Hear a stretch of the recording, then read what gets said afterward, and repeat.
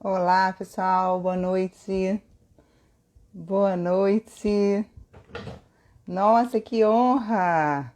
Minha terapeuta aqui, Cláudia, muito bom, muito bom. Minha mãe já chegou. Rafael, boa noite. Boa noite. Vocês estão me ouvindo bem, pessoal? Queria um feedback aí de vocês. Está dando para me ouvir bem? Então, vou pedir para vocês enviarem esse aviãozinho para os amigos, para todo mundo que pode aprender bastante aí com essa live de hoje. Essa live que eu tenho muito para aprender, porque é um tema que eu não domino, um tema que eu não entendo. Então, trouxe um super convidado para gente, o Mauro Barbosa. Vou falar um pouquinho sobre ele enquanto ele vai entrando aí. Vamos ver se ele já chegou aqui. Não, já deve estar entrando. Pessoal, Mauro Barbosa é mestre em ciências, membro da comissão científica da SBRASH, membro do Departamento de Disfunção Sexual Masculina da BEMSS, membro da Câmara Técnica de Saúde da Mulher do Crevito 2, e já entrou aqui, ó. Vou solicitar aqui. Vai entrando.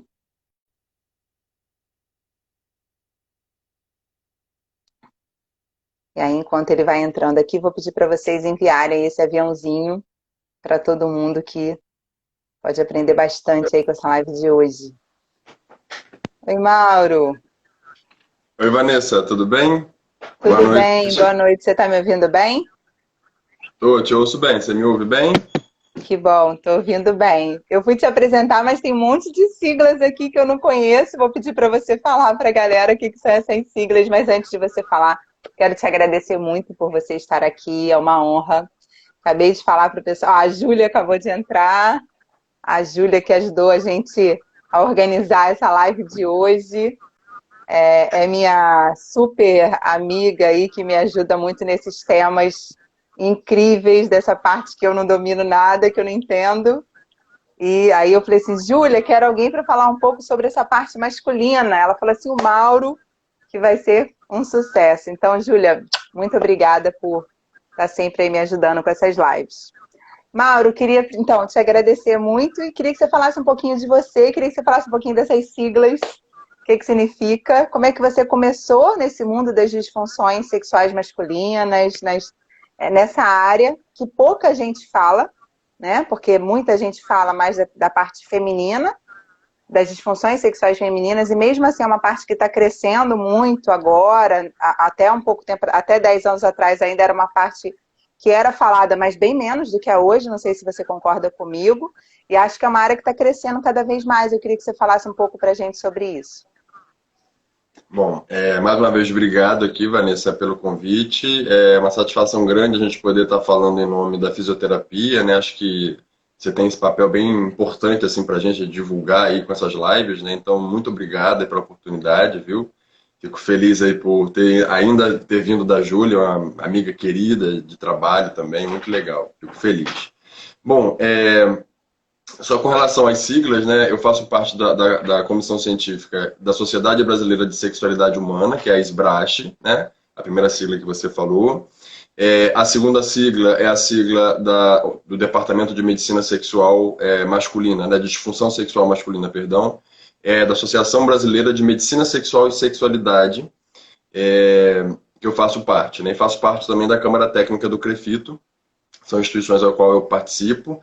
E sou professor também de algumas pós-graduações aí, que de Belém a Porto Alegre eu estou trabalhando também, dando aula aí, exatamente sobre esse Maravilha. tema, né? Sobre esse tema de saúde sexual masculina, né? Na verdade, saúde urogenital masculina, que é um tema bastante novo, né, Vanessa? Perfeito.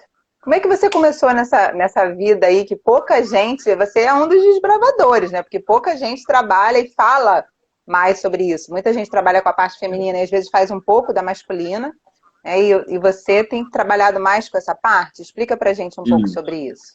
Então, meu trabalho ele surgiu, foi muito curioso, porque quando eu comecei a trabalhar nessa área, eu já fui muito querendo construir alguma coisa nesse lugar, né? É muito interessante que Hoje eu vejo que o esforço está valendo muito a pena, assim, né? Porque não foi por acaso real, assim, foi um trabalho bastante de formiguinha, porque, como a gente pode ver, a grande maioria dos cursos, mesmo na graduação ou mesmo na pós-graduação, a temática de saúde do homem não entra, né? Então, de fato, é alguma coisa que para a fisioterapia é uma área muito nova, muito ainda com bastante tabu, né, sobre o tema, porque a saúde do homem é um tema que, de fato, em saúde pública também não é muito bem falado, né? Por mais que a gente tenha saindo aí de Novembro Azul, mas é uma perspectiva que não está falando de saúde pública necessariamente, o Novembro Azul, é uma outra perspectiva, né, do câncer de próstata.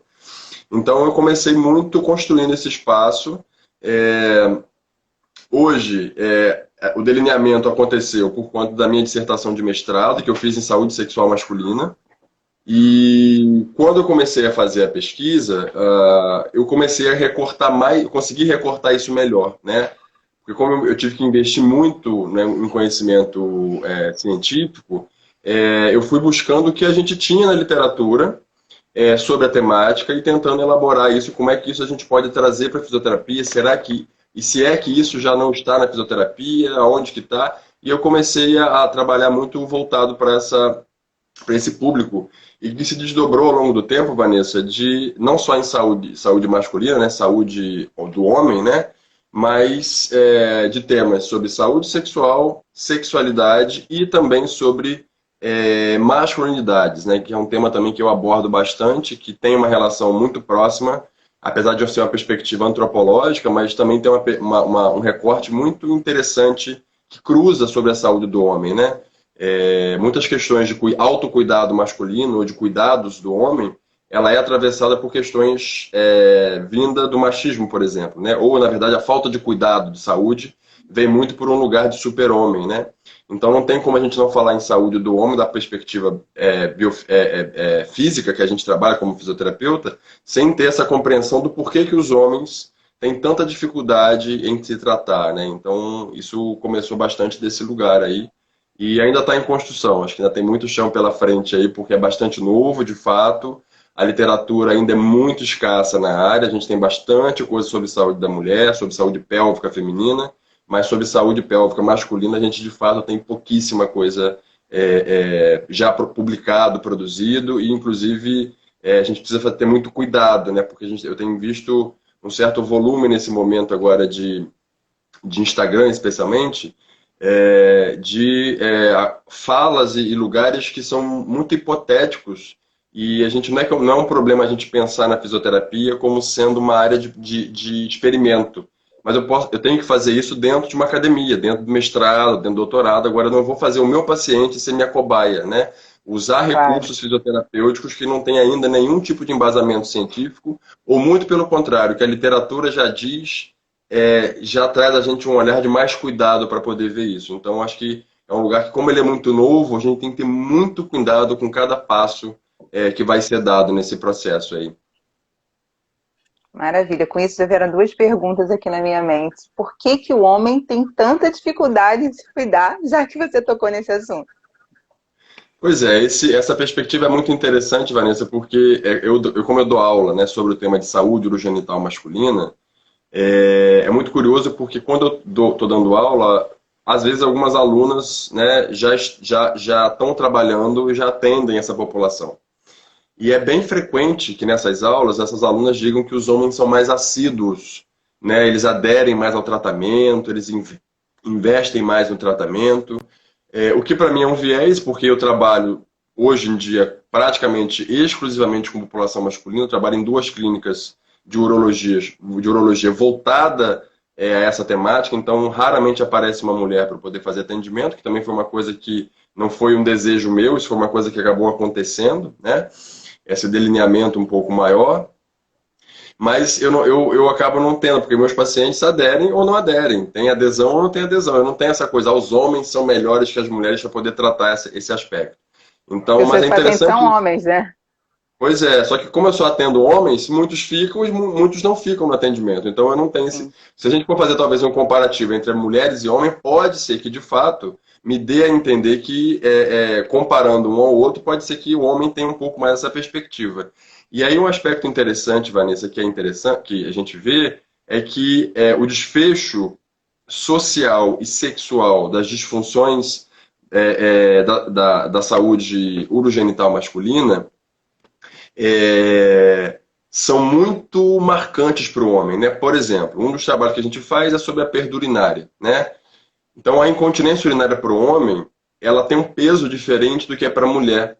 Porque a mulher foi socializada, e até por questões orgânicas, ela aprendeu a usar um absorvente ao longo da vida porque menstruava. Então, não é um problema ela perdeu uma gotinha ali, sendo que ela pode usar um absorvente e a vida dela pode tocar. Não estamos naturalizando a incontinência, não é isso. Mas para a mulher, ela se relaciona com isso de uma forma um pouco mais tranquila. O homem, quando ele perde urina, ele tem um desfecho social muito negativo, né? A gente precisa entender que a continência urinária, ela é um atributo social nosso. A continência não é um atributo orgânico que a gente tem. A gente só é nós só somos seres continentes porque eu me socializo. Você imagina se eu fosse estar socializando com alguém e fosse fazer xixi no meio dessa conversa. Não pode acontecer, como acontece com os animais. Você está com seu cachorro, onde quer que ele esteja, ele vai levantar a perninha e fazer xixi. Seja lá com quem você estiver, né? Pode estar no momento mais inoportuno, ele vai fazer isso. Nós não fazemos isso. E nós não fazemos isso porque nós pensamos e nós precisamos ter esse espaço de socialização. Então a continência, claro que ela é mediada pelo nosso corpo, mas ela é uma atribuição social. E quando o homem perde essa atribuição social, por conta da perda urinária, ele fica muito desorganizado. Então muitas vezes eu posso atribuir essa fala das minhas alunas, que os homens são mais assíduos, porque para ele o tamanho do problema, o impacto social, ele é grandioso. E da mesma forma isso também acontece para a questão sexual, né, Vanessa? Porque o homem ele pode ficar anos sem ir ao médico. Se ele apresentar qualquer alteração na função sexual, ele já não vai conseguir fazer com que as coisas funcionem tão bem como ele achava, né? Ele vai tender a procurar para um tratamento de uma forma mais clara, por mais que ele fique, a gente fala, né, esse paciente acaba tendo o que a gente chama de um itinerário terapêutico muito longo, porque entre ele se reconhecer com uma disfunção e ele achar o tratamento adequado, tem um caminho muitas vezes gigantesco que ele passa, né? Por profissionais que não sabem tratar adequadamente, por processos autoprocessos de vergonha de exposição. Então, assim, eu vou passar em quantos profissionais para falar do meu problema. Então, tem várias questões que acontecem que colocam o homem nessa circunstância especial como sendo, de fato, um sujeito que busca por tratamento. Mas, se a gente for falar de saúde do homem de forma abrangente, como sendo um guarda-chuva, né, a gente já vai ver que isso, de fato, é diferente, né? A mortalidade do homem, em várias perspectivas de saúde, ela é superior à mulher, né? O homem morre mais cedo que a mulher, o homem vai ter alterações cardiovasculares que são mais frequentes nos homens do que nas mulheres. Então tem várias isso, na verdade, a gente atribui justamente por esse lugar que você perguntou, Vanessa, que o homem ele se entende como sendo muito autossuficiente, né? Ele não precisa de recursos externos para ele poder viver. Basta ele ser quem ele é e botar lá aquela blusa de super-homem, e a gente retroalimenta isso o tempo inteiro, Vanessa. A gente, no dia dos pais, a gente vai dar pro filho dar pro pai qual camisa? Do super pai. Né? A gente vai fazer uma campanha de saúde do homem, o que a gente faz? Coloca o homem com o coisa do super-homem. E aí a gente, na verdade, a gente acaba fazendo uma retroalimentação, ao meu ver, negativa, desse homem que já se acha muito incrível. Tá vendo só? Eu sou tão incrível que até as publicidades para falar de saúde do homem já diz que eu sou maravilhoso. E na verdade não é isso. Né? Eu tô aqui rindo porque eu faço exatamente isso. Mas deixa eu fazer um adendo com relação a isso, Vanessa, que é interessante. Eu participei, como eu sou do Crefito, a publicidade foi exatamente sobre isso. Né? A postagem tinha um super-homem, né? Tinha um homem segurando lá, aparecendo o peito, lá com S no peito. E é interessante porque quando eu fui falar, né, no evento, eu trouxe também uma outra perspectiva. Eu não vou ser duro a ponto de dizer que a gente trazer esse olhar como você fez e o Crefito fez, de ser negativo, porque eu entendo que quando você falou isso e quando o Crefito trouxe isso, ele está falando de um novo homem. De um novo homem com capacidade de se cuidar, não de repetir o mesmo lugar. Então, eu entendo quando a gente usa essa imagem desse super-homem, de super-herói, né, de super-poderoso, que enfrenta riscos e coisa e tal. Eu entendo esse lugar também, porque eu estudo a perspectiva desse lugar, mas eu também entendo quando a gente pensa em publicidade, e é muito frequente, você mesmo aí colocou, olha, Mauro, eu fiz isso, né? Isso muitas vezes eu tenho praticamente certeza, aí você pode me responder melhor, claro, que a sua intenção é justamente colocar o homem como sendo promotor do seu autocuidado. Esse super-homem agora é um novo super-homem. É um homem que pode se olhar, que pode se cuidar. Mas mesmo assim, eu acho que a possibilidade dele entender aquilo como um reforço positivo ao que ele já se entende como sendo incrível, então pode ser um tiro que pode acabar saindo pela culatra, sabe? Então é Perfeito. interessante a gente refletir sobre isso, e aí eu não quero valorar positivo ou negativamente esse lugar, porque não é meu papel fazer isso, mas é um lugar de reflexão dessa imagem do homem que ela é muito frequente, muito constante, né? Nossa, maravilhoso. Só por esse raciocínio já valeu essa live, Mauro. Muito bom, obrigada. E aí, vamos aproveitar essa deixa aí que você deu.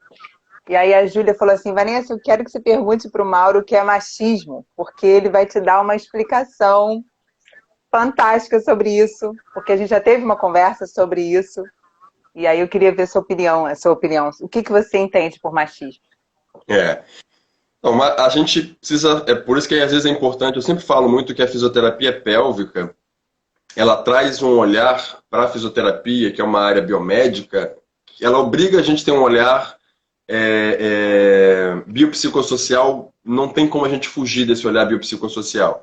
E mais um enfoque, na verdade o bio a gente já tem, mas o psicossocial ele vira um certo holofote o tempo inteiro passando pela gente, né? Porque, por exemplo, não é incomum a gente vai encontrar mulheres com queixas sexuais, que quando a gente vai observar o histórico dela, ela pode ter passado, por exemplo, uma situação de abuso sexual, né?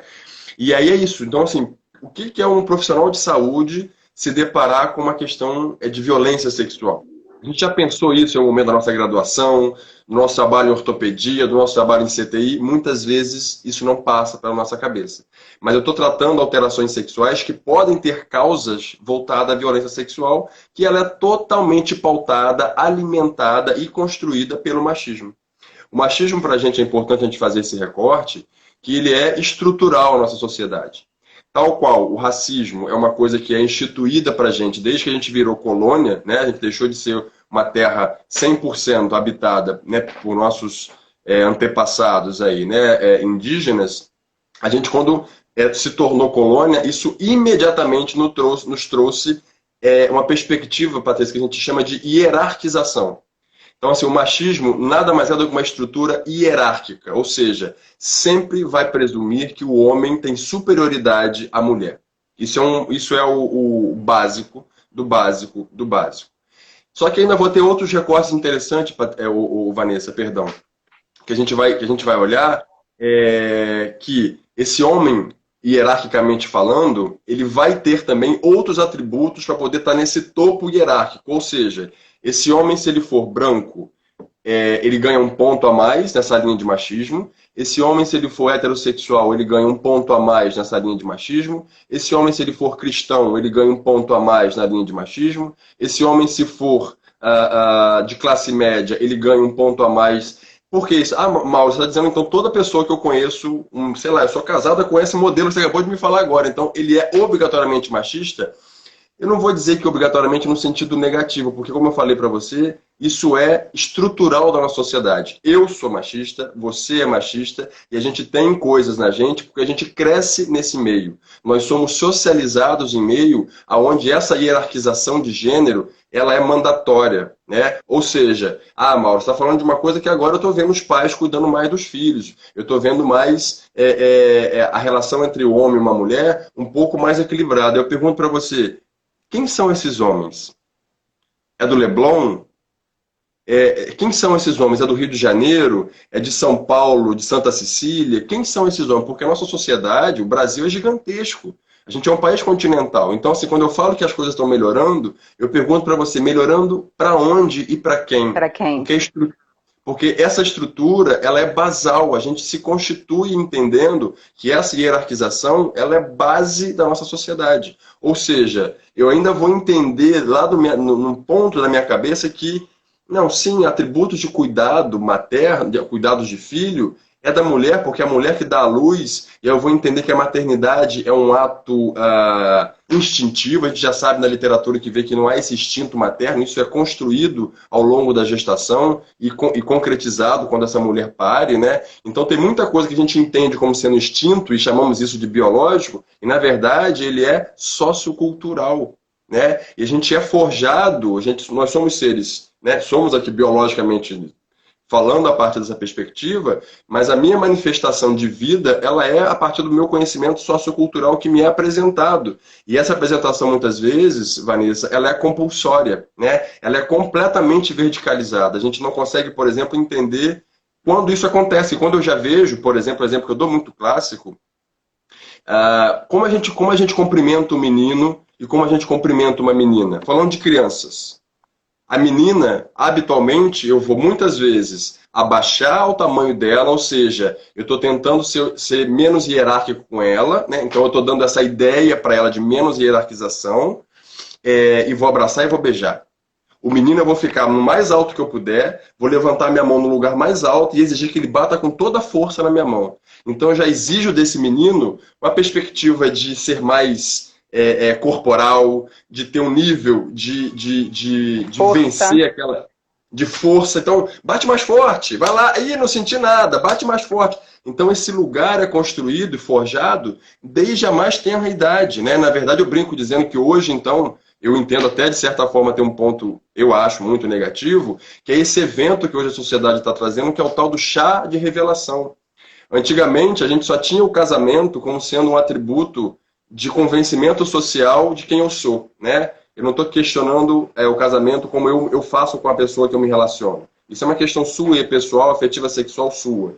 Mas socialmente o lugar do casamento, quando eu falo de uma festa, até mesmo de uso de aliança, é para dizer, olha, eu não estou sozinho, tá vendo só? Eu estou aqui, mas eu tenho alguém que me espera por mim lá. Eu não sou uma pessoa abandonada na sociedade. Eu tenho uma relação com alguém, eu tenho um lugar para voltar, eu tenho uma casa, eu tenho uma família. E isso, de alguma forma, Vanessa, isso também faz parte de uma estrutura que está associada ao machismo, que é a heteronormatividade. Tudo que a nossa sociedade diz que que eu preciso fazer para eu ser reconhecido socialmente.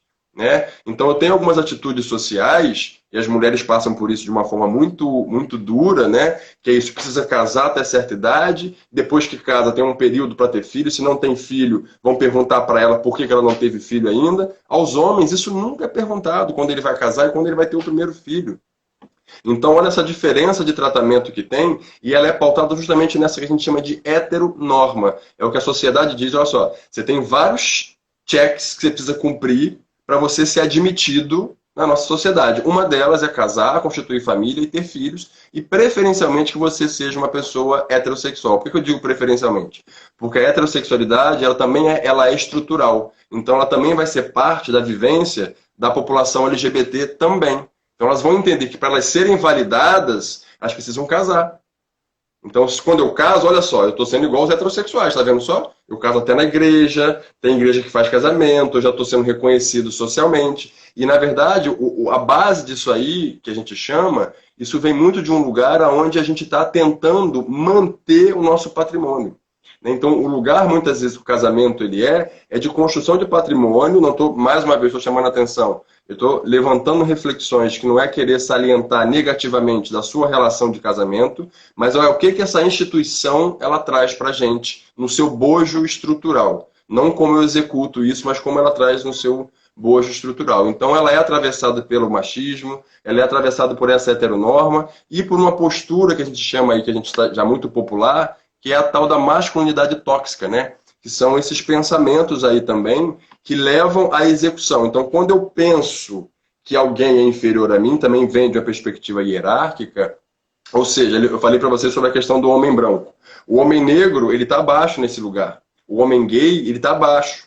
Então, se eu tenho atributos aí, branco e heterossexual, opa, estou no último topo. Se eu sou negro, já desço um ponto. Se eu sou negro e sou um homem gay, desço mais um ponto. Eu vou ser menos visto como legítimo na sociedade, né? Isso tudo é dessa hierarquização e desse lugar, dessa estrutura machista que a gente vivencia, que a gente precisa reivindicar o lugar diferente. Tipo assim, eu quero não ser isso aí, porque a sociedade me coloca isso como primeira opção de experiência sociocultural. Então eu preciso respirar, reconhecer e falar, hoje eu quero não ter essas atitudes. E isso é dia a dia, essa reconstrução que a gente precisa fazer na sociedade.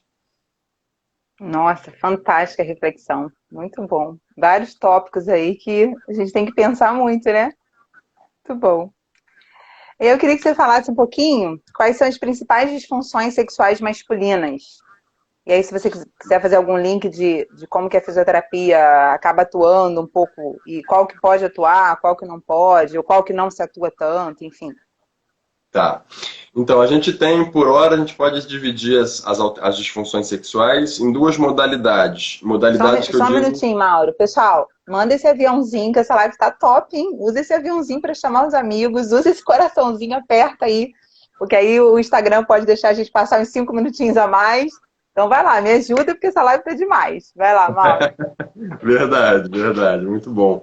Então, assim, a gente tem, pensando num lugar, né, de um manejo, né, orgânico, a gente vai ter aí duas possibilidades, que são as disfunções eréteis, que antigamente a gente chamava de impotência sexual, essa nomenclatura não é mais utilizada, e a gente vai ter as disfunções ejaculatórias, né? Sendo que a disfunção ejaculatória ela vai ser dividida em disfunção ejaculatória que pode ser prematura, ou seja, uma ejaculação antes do momento desejado, né? Antes do momento esperado para aquela satisfação sexual do casal, e eu vou ter uma disfunção ejaculatória do tipo retardada ou que não ocorre. Igual tem a anorgasmia feminina, ou seja, a mulher não atinge o orgasmo, a gente pode também ter um homem que tem uma ejaculação retardada, ou seja, ele vai ter dificuldade para chegar ao final da ejaculação, ou ele pode, inclusive, não conseguir ejacular, que a gente chamaria de anejaculação, ou seja, ausência da ejaculação, né? Então, a gente faria um pouco essa diferenciação. Quando eu falo da disfunção erétil, quando eu falo da fisioterapia, eu tenho a primeira coisa a entender é que eu tenho linhas diferentes, né? Eu tenho disfunções eréteis que surgem a partir de questões emocionais, né? Ou mesmo de mensagens sociais. Por exemplo, não é incomum eu ter pacientes que venham para mim e que refiram, por exemplo, que não estou com um relacionamento estável, eu estou com múltiplas parceiras, e eu tenho tido falhas, né? Minha ereção não tem sido suficientemente boa nesses encontros. E aí muitas vezes eu pergunto assim, a pessoa a qual você se encontra, ela te atrai exatamente? Ou você está experimentando esses encontros? Porque quando é uma pessoa que não me atrai efetivamente, eu posso de fato não ter um desejo a ponto de manifestar uma ereção. E aí tem uma coisa que aí sai um pouco da nossa alçada de fisioterapeuta, pensando em trabalho orgânico, né? É que o desejo ele é diretamente proporcional à qualidade da ereção. Então, quanto maior eu desejo essa pessoa, quanto mais eu desejo essa relação sexual, maior vai ser minha qualidade da ereção, ou seja, maior vai ser a rigidez dessa ereção, né?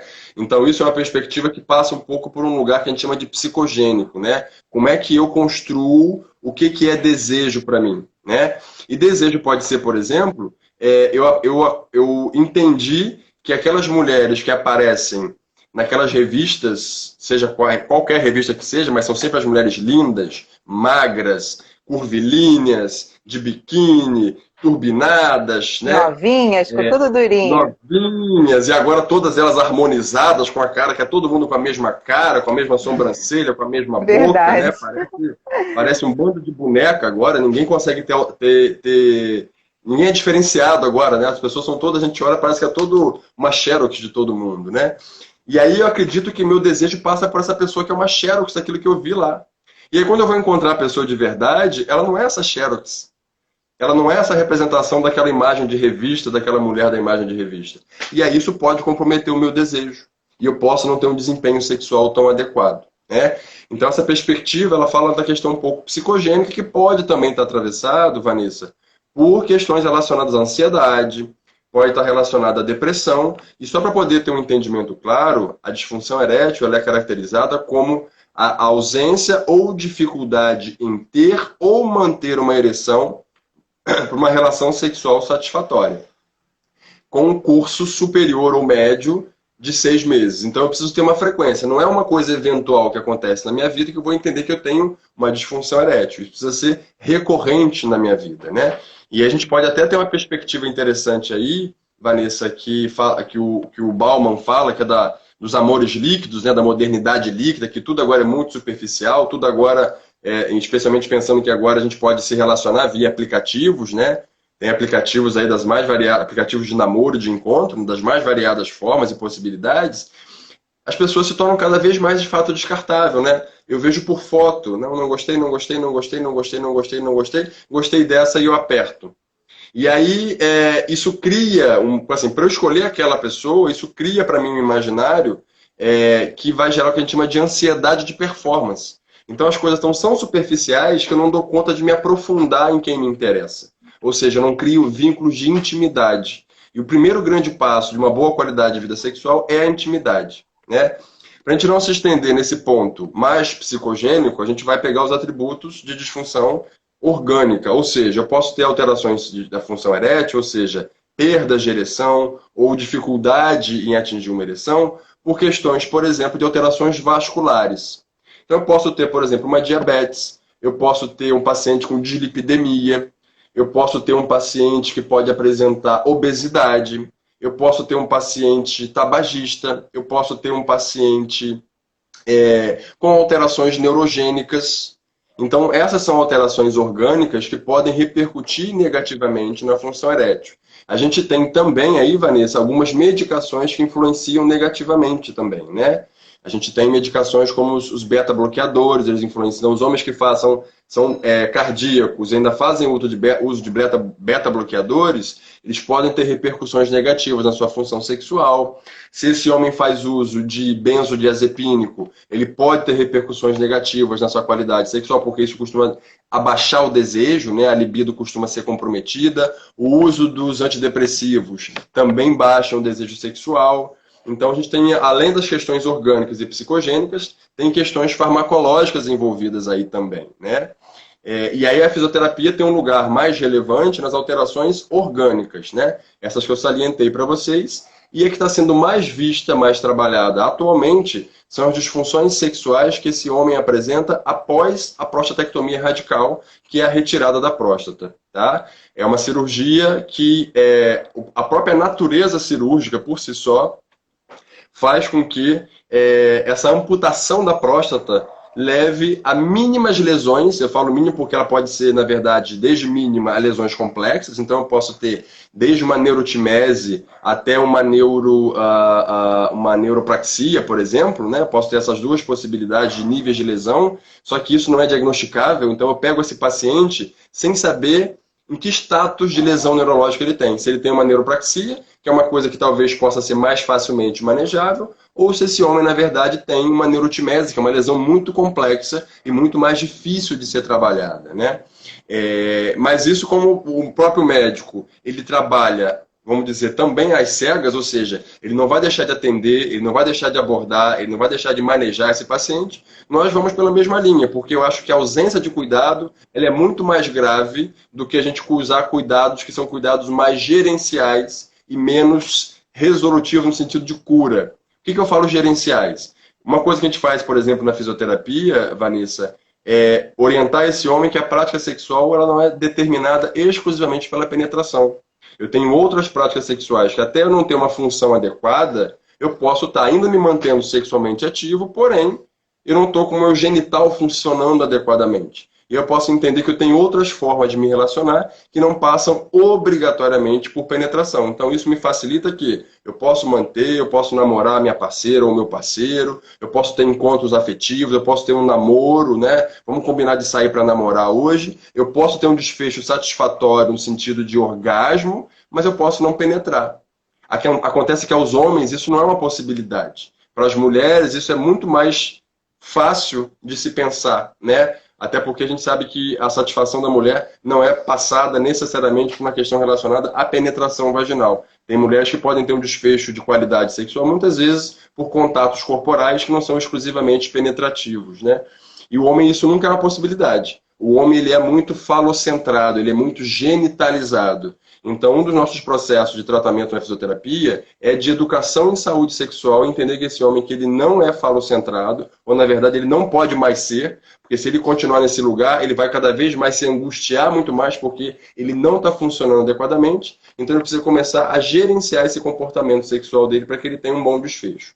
Essa aplicação, Vanessa, pode ser feita também, pode não, deve ser feita também ao paciente com queixas ejaculatórias, tá? Então, esse mesmo manejo, né, da estrutura comportamental, igual quando eu trato dor, né? Quando eu trato dor, eu não vou usar só os recursos fisioterapêuticos. Eu tenho manejo em dor, né? Eu tenho educação em dor, eu tenho a hipnose, eu tenho a atenção plena, eu tenho a yoga, eu tenho outras coisas que não são atributos fisioterapêuticos, mas que eu, como fisioterapeuta, preciso ter minimamente ou conhecimento, ou até mesmo, se for o caso, domínio, para eu conseguir dar outras possibilidades terapêuticas que não são exclusivamente voltadas a um tratamento orgânico. Ou seja, a dor nem sempre usar um recurso, vou ser bem raso, tá? Nem sempre usar um TENS, uma eletroterapia, vai dar conta de resolver a dor. Então eu vou ter que ter um manejo ergonômico. O senhor trabalha em tal posto de trabalho, vê se consegue alterar isso, vê se melhora a sua postura, porque a forma como o senhor trabalha piora a sua dor. Então esse manejo comportamental é um atributo fisioterapêutico também. A gente acha que sexualidade, eu não tenho que falar sobre essa abrangência. Se eu manejo o comportamento ergonômico do paciente, por que eu não tenho que manejar o comportamento sexual dele? Isso só me exige conhecimento. Tal qual eu preciso conhecer ergonomia para manejar ergonomia, eu tenho que conhecer de sexualidade para manejar o comportamento sexual, né? Então são passos aí que eu acho que são, para mim, são os mais importantes a startarem o tratamento, que é a educação sexual em saúde. E aí a gente depois, num segundo momento, entra com os manejos técnicos da fisioterapia, né? Os atributos que podem ser utilizados, que são os recursos eletroterapêuticos, são os recursos cinesioterapêuticos e outros tantos que a gente já lança a mão na fisioterapia de uma forma abrangente. Pelo que eu estou entendendo aqui, cada pergunta minha dá uma live. Ou talvez eu fale demais, perdão. Você pode. Não, imagina, tá maravilhoso, eu tô aprendendo muito. Nossa, eu tô encantada, te agradeço muito. Agora eu queria te pedir para você falar um pouquinho da área que é minha paixão, que é o sistema nervoso autônomo. Inclusive, meu professor, sistema nervoso autônomo, está aqui, o professor Luiz Gonzaga, que vai dar um curso em janeiro sobre sistema nervoso autônomo aqui no Rio de Janeiro, que é um curso fantástico, que eu super recomendo. E eu queria que você correlacionasse o sistema nervoso autônomo com a ejaculação precoce. Como é que você vê isso? Tá. Eu já vou assim, né? Só da sua apresentação sobre o tema, eu já fiquei com medo de falar sobre o tema, né? Porque, nada, assim, imagina! Vamos lá! Eu tenho um domínio que é um domínio circunscrito ao meu trabalho, né? Eu não tenho entendimento sobre ser nervoso autônomo nessa globalidade toda, então assim, já peço desculpa de antemão caso imagina, vai lá, vai na sua área que tá maravilhoso. Então o que a gente precisa pensar, né? Uma coisa que é importante pensar nisso, Vanessa, é que a ejaculação ela é mediada por duas manifestações do sistema nervoso. Autônomo, né? E aí falando do sistema nervoso simpático, especificamente, e sistema nervoso somático. Então, para entender a repercussão na disfunção ejaculatória, eu tenho que entender essa fisiologia ejaculatória. Então, quando eu entendo que dentro da fisiologia ejaculatória, a mediação... E lembrando, por que são dois times? Por que são dois tempos, né, Vanessa? Porque a gente tem dois momentos ejaculatórios. O primeiro momento ejaculatório é quando esse espermatozoide ele sai do testículo. Então isso é a fase que a gente chama de fase de emissão, ou seja, ele sai do testículo, se desdobra todo lá para cima, até chegar na região prostática. Tá? Isso é a fase de emissão. Quando eu saio da fase de emissão, ou seja, ele passou pela uretra prostática, ele recebeu o líquido seminal e agora esse espermatozoide está nadando e está muito mais tranquilo para poder fazer as passagens aí pelo duto, né, pela uretra, eu entro na fase que a gente chama de fase de expulsão. Então, a fase de emissão, Vanessa, ela é mediada pelo sistema nervoso simpático, né? Então, ela vai ser estimulada por esse lugar. Agora, quando eu saio da uretra e desço, eu já chego a nível somático, ou seja, eliminar esse esperma daí de dentro, ela é mediada via reflexo de contração da musculatura do assoalho pélvico.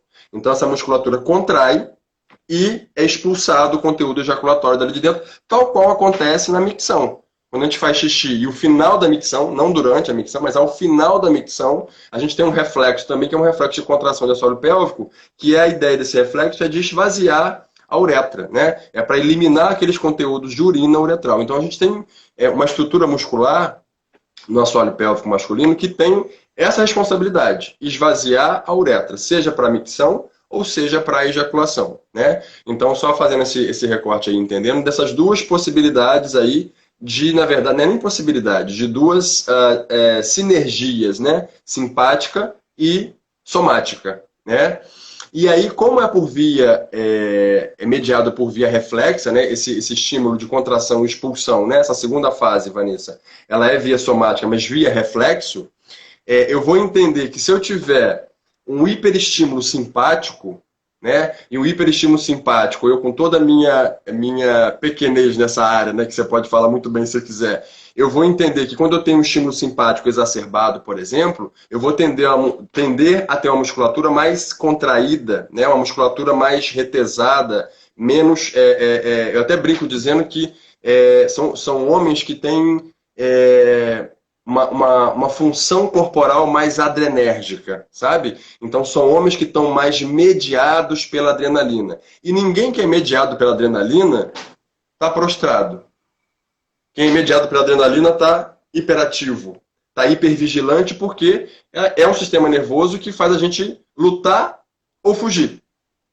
Por mais que a gente não tenha mais leões andando pela cidade, precisar fugir ou subir uma árvore por causa de um leão que está no meio da cidade, pensando no nosso resquício aí, né, antropológico, né, de vida, mas eu ainda tenho a minha mediação a partir disso, né? A partir de medo, né? O medo que vai me dizer se eu vou ou se eu fico, ou se eu tenho capacidade de enfrentar esse medo. Então, quando o homem ele é mediado pelo sistema nervoso adrenérgico, ele tem uma base de funcionamento que traz um pouco uma nuance de uma ansiedade um pouco mais prevalente, de uma perspectiva de um medo um pouco mais recorrente. Muitas vezes pode ser subclínico. Posso perguntar para esse homem, você tem medo? Ou você é ansioso? Ele pode dizer, não me observo desse jeito. Mas como a gente começa a observar, até mesmo, Vanessa, o comportamento corporal desse homem, ele habitualmente pode apresentar uma cabeça mais anteropulsionada, ele pode apresentar o tronco mais projetado à frente, que é justamente uma postura de fuga ou de ataque. Eu preciso fazer isso aqui para fugir ou atacar. Eu me lanço, né? E aí, como é que eu quero retardar uma ejaculação se eu já estou lançando ela? Né? Se eu estou nesse mecanismo adrenérgico, como é que eu quero fazer com que ela seja mais lenta se eu já tenho o meu funcionamento que lança tudo muito mais rápido? Eu estou numa história de sobrevivência que eu preciso lançar o tempo inteiro, ou seja para fugir, ou seja para atacar. E aí, como é que eu vou conseguir pensar meramente de uma forma, por exemplo, eu vou só melhorar a função dessa musculatura para condicionar essa ação reflexa? Não. Eu preciso entender que se eu não melhoro a função simpática, né? E aí eu tenho que pensar aí na minha limitação técnica, o que eu vejo, por exemplo, de pensar esse paciente, é de fazer uma observação mais adequada da estrutura tóraco-lombar, para ver mobilidade de região tóraco-lombar, porque o plexo, né, simpático, quando a gente fala de inervação de assoalho pélvico, ele vem exatamente dali. E não é incomum que esses homens apresentem uma imobilidade em região tóraco-lombar, né? E aí olha só como é que a gente está vendo as coisas se juntando aos pouquinhos, assim, né? Tá tudo relacionado. Exatamente. E é isso. Então, assim, se eu tenho um hiperestímulo simpático, eu levo uma hiperativação da musculatura, porque ela está o tempo inteiro preparada para agir. E quando eu quero fazer uma inibição reflexa desse desejo ejaculatório, eu não consigo, porque a musculatura já está no nível exacerbado de contração. E durante a prática sexual, Vanessa, a gente, na verdade, faz isso naturalmente. A prática sexual faz com que o assoalho pélvico entre em mioclonia. Ele entra em ativação. Isso é a natureza da prática sexual. E a mioclonia nem sempre é só no assoalho pélvico, né? A gente tem mioclonia facial, mioclonia na mão durante a prática sexual. Isso é uma descarga adrenérgica que acontece ao longo da prática sexual. Então você imagina, esse homem já é mediado pelo sistema nervoso simpático e ele está numa prática agora que isso já faz ter mais descarga ainda. Então aí que é mais difícil dele conseguir manejar essa estrutura de conseguir ter um bom desfecho no sentido de satisfação sexual. Porque o ejaculador precoce, né, ou prematuro, como queiram entender, mas é isso, ejacular antes do momento desejado, claro que a repercussão, né, para a parceira é ruim, mas é importante entender que para esse homem é muito frustrante ele não conseguir ter esse desempenho sexual que dê satisfação para ele e para a parceria sexual dele. Então ele tem duplamente, né, ele tem um duplo reforço negativo ao final dessa relação sexual, porque ele não se satisfez e a parceria sexual dele também não se satisfez. Agora, a única questão importante aqui, Vanessa, que a gente vale salientar, que a questão da baixa qualidade de satisfação da parceria sexual, né, da pessoa com quem esse homem se relaciona, está muito no lugar da incompetência sexual dele, porque se ele fosse um homem competente sexualmente, ele iria estimular essa parceira dele no máximo e no final ele ia botar a cerejinha do bolo para finalizar. Só que na verdade ele só aprendeu a botar a cereja no bolo, então ele só termina o processo. Ele não sabe decorar o bolo, ele não sabe passar um glacê do lado, ele não sabe botar o bolo de 2 andares, ele sabe botar a cereja em cima. Então o negócio dele é botar a cereja em cima. Ele não botou nem um bolo em pé ainda, como é que é botar a cereja em cima do bolo? Ele nem construiu o bolo, não botou o bolo nem no forno, né? Mas acho então, que isso vem desse machismo, dessa cultura que a gente tem, né? Exatamente. Essa questão do falocentrismo, né, Vanessa, ela também está nesse lugar onde o homem é colocado sempre nesse lugar imperioso de só conseguir êxito e satisfação sexual quando penetra. Isso também é uma coisa estrutural nossa. Inclusive, assim, fazendo um adendo aqui, assim, eu acho que isso podia ser ensinado nas escolas, né? Assim, não sei, eu acho que a gente tinha que ter uma visão tão diferente disso tudo, de tanta coisa maravilhosa que você falou, em relação à parte cultural, à parte de machismo, mas tanto a parte sexual mesmo, porque a gente não aprende nada disso na escola. A gente aprende o ato sexual. O que é o ato sexual? O ato da penetração. É o que a gente aprende na escola. Que isso é o sexo, né? E assim, quem aqui em nenhum momento já ouviu uma pessoa falando assim, isso que é sexo? Nossa, minha primeira vez foi horrível, ou enfim. Bem frequente. Muito frequente. Por quê? Porque foi só aquele momento lá da penetração e acabou. Né? É porque o papel da escola nesse lugar, muitas vezes, Vanessa, ela ensina o sexo biológico e procriativo. Né? E a gente tem que entender que nem sempre, ou na maioria das vezes, inclusive, a gente tem relação sexual para procriar.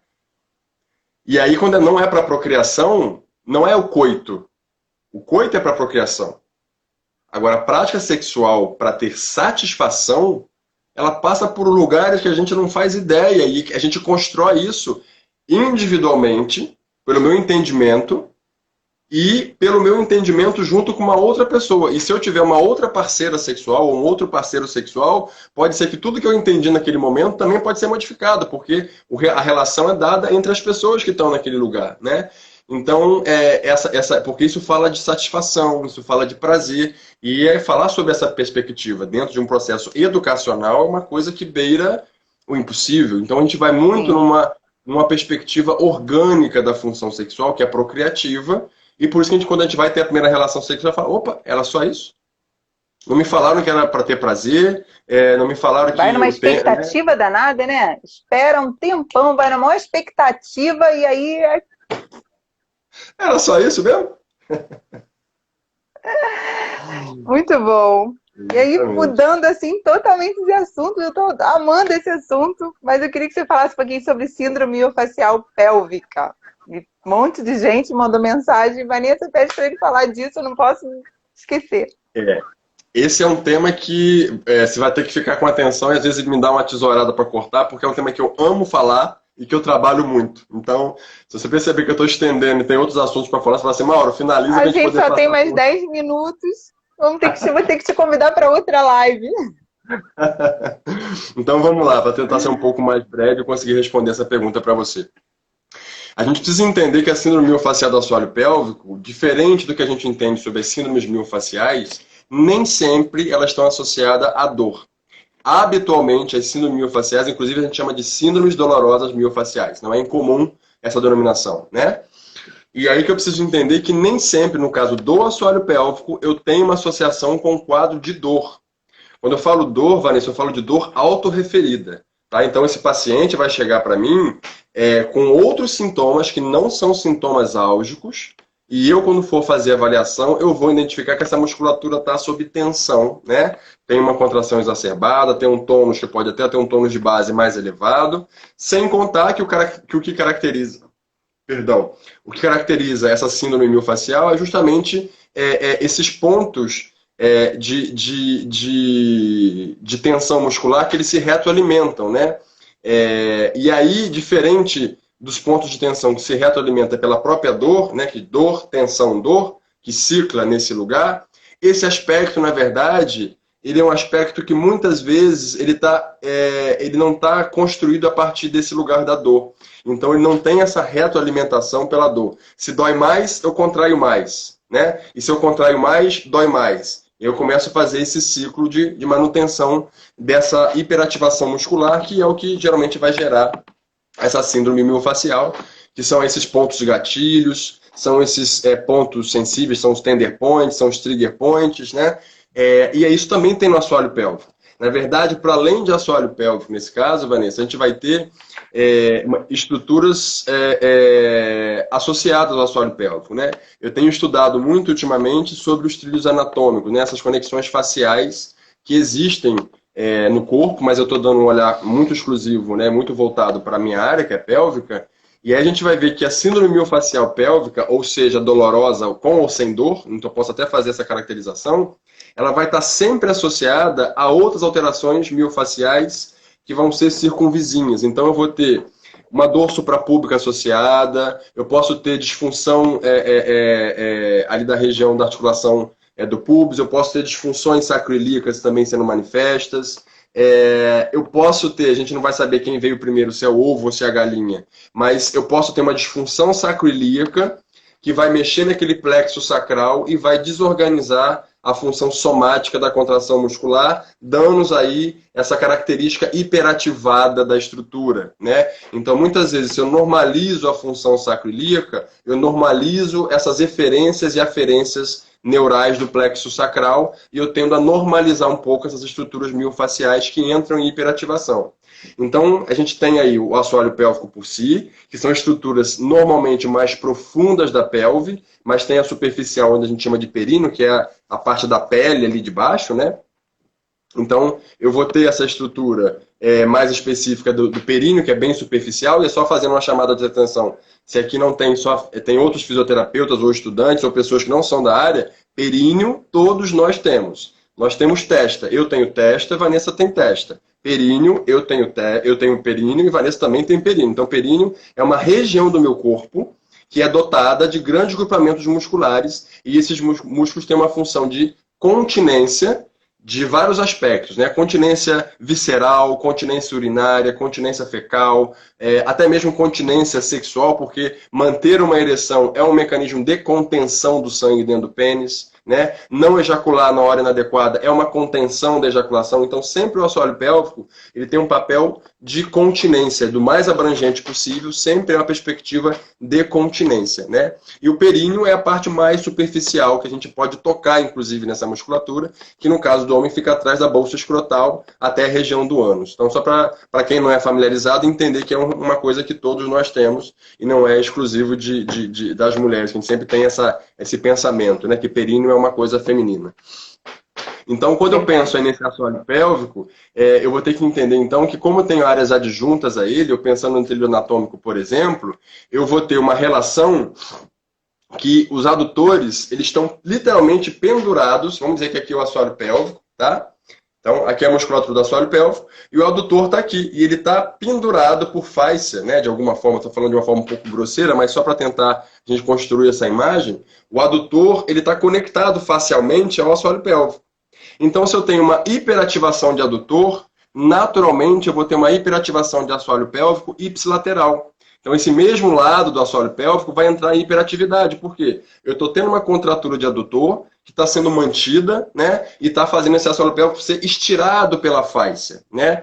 E aí, geralmente, isso pode ser, inclusive, manifesto, muitas vezes, Vanessa, entendendo que as alterações biomecânicas elas podem fazer com que haja essas síndromes miofaciais. Então, por exemplo, um homem que tem uma fraqueza de glúteo médio, por exemplo, quando ele faz um desequilíbrio da pelve, ele pode fazer, por desequilibrar e parar de estabilizar o quadril, ele pode fazer com que haja maior operação do adutor para estabilizar aquele quadril, coisa que não é o papel dele.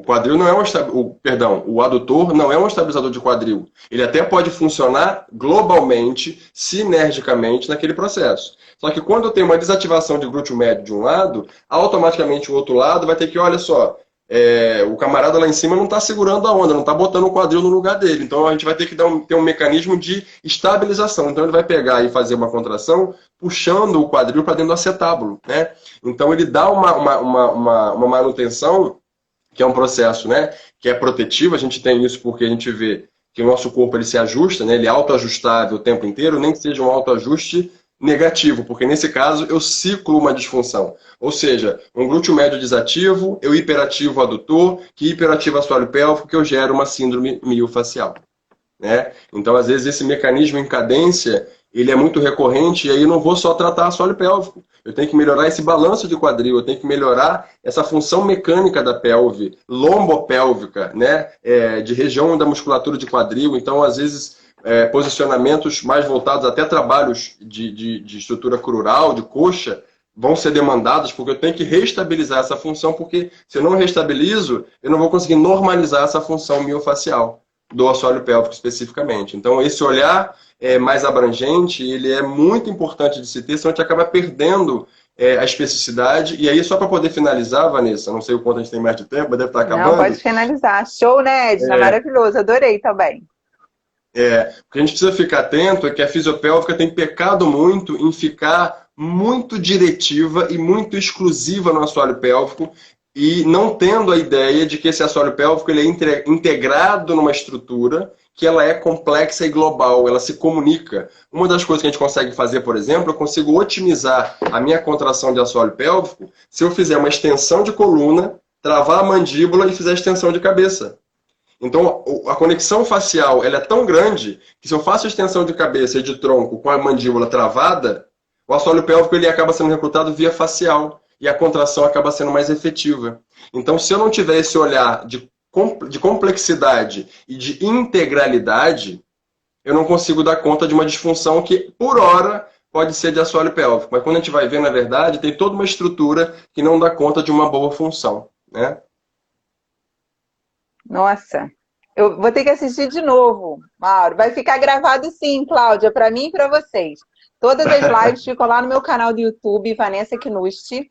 Inclusive, lá tem uma live sobre disfunções sexuais femininas. Eu vi que tem muita gente da área pélvica aí, com a Júlia Parada. A Júlia, minha amigona, fez uma live comigo sobre disfunções sexuais femininas. Está lá no meu canal do YouTube, Vanessa Knusti. Mauro, assim, queria te fazer muitas perguntas. Eu ainda tenho muitas dúvidas, mas eu vou ter que encerrar aqui antes que o Instagram corte a gente, mas eu quero dizer que foi uma honra, maravilhoso. Foi muito bom te ouvir, muito obrigada. Se você permitir, no ano que vem vou te convidar de novo para a gente finalizar essas perguntas, que tem muitas ainda. Mas quero te agradecer muito, é uma honra. Já vou deixar você falar, só quero dar 2 recadinhos aqui.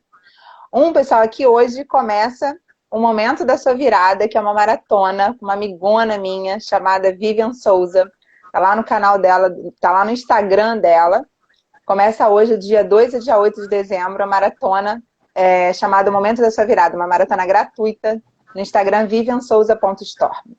Toda quarta, às 19 horas, tem live comigo aqui no meu Instagram. E semana que vem a gente vai ter a presença do professor Reginaldo, que é fundador e presidente da Faculdade Ebramec, fisioterapeuta com especialização em acupuntura, fitoterapia chinesa, doutor em acupuntura pela Universidade de Medicina Chinesa de Shandong, que vai conversar comigo sobre acupuntura nas disfunções musculoesqueléticas. Muitos alunos meus pedindo para chamar alguém para falar de acupuntura.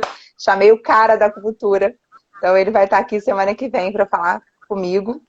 Eu quero agradecer que temos vários professores nessa live. Professora Carla Daniele, uma honra ter você aqui. Professora Mônica, Luiz Gonzaga, vários professores.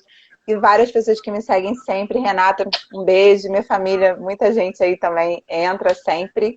Então, Mauro, queria que você finalizasse e te agradecer novamente por estar aqui comigo. Bom, eu agradeço, né? Eu acho que eu acho que a gente usar esse espaço como sendo um espaço de conhecimento, isso é muito sensacional. Então, eu agradeço essa oportunidade de estar falando aqui pela fisioterapia, mais do que por mim, Mauro. Eu falo em nome da fisioterapia, né? Representando aí alguns aspectos de seriedade de trabalho, né? Como de idoneidade, de basear em trabalho científico e não inventar muita coisa. Então, bom a gente poder falar dessa ciência que é a fisioterapia. Fico muito feliz desse espaço.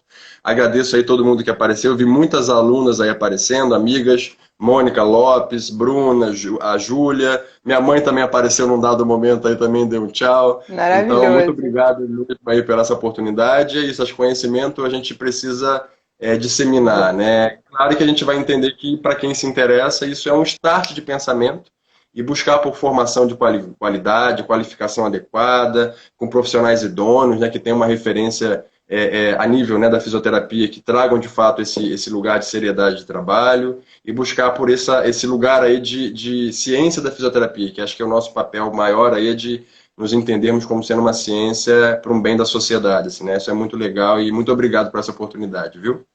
Eu que agradeço, é uma honra. Obrigada. Beijo grande. Tchau, tchau, pessoal. Obrigada.